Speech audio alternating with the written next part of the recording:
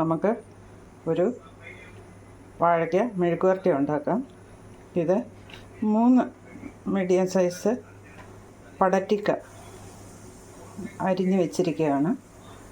ഇത് കുറച്ച് മഞ്ഞൾപ്പൊടി, 1 ടീസ്പൂൺ മഞ്ഞൾപ്പൊടി, 1 ടീസ്പൂൺ 1.5 ടീസ്പൂൺ ഉപ്പ്, 1 ടീസ്പൂൺ മുളക് പൊടി, 1 മുളക്. ഇത് നല്ല എരിവുള്ള മുളക് പൊടിയാണ്. അപ്പോൾ ഇതെല്ലാം കൂടെ നമുക്ക് ഇതിനകത്ത് ഈ വാഴയ്ക്കായിലോട്ട് ഇടാം.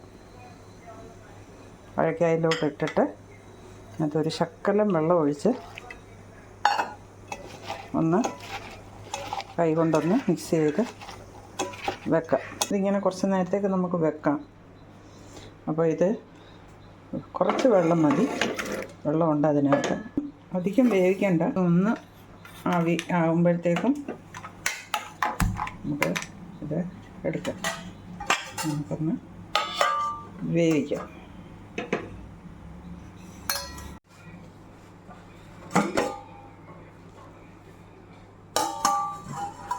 വാഴയ്ക്ക ഒന്ന് വെന്തിട്ടുണ്ട്. ആവി കയറിയിട്ടുണ്ട്. ഫുള്ള് വെന്തിട്ടില്ല, ഒരു 3/4 ഭാഗം വെന്തിട്ടുണ്ട്. ഇനി നമുക്കിത് ഒരു പാൻ അടുപ്പിൽ വെച്ച് അതിലോട്ട് കുറച്ച് ഓയിൽ ഒഴിക്കാം.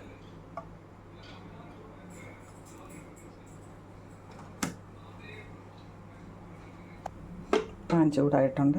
നമുക്കിതിലേക്ക് വാഴയ്ക്ക ഇട്ട് കൊടുക്കാം.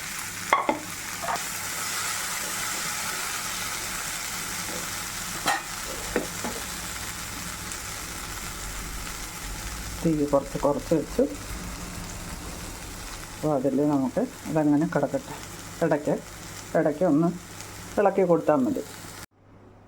നമ്മുടെ വാഴയ്ക്ക മെഴുക്ക് പുരട്ടി ശരിയായിട്ടുണ്ട്.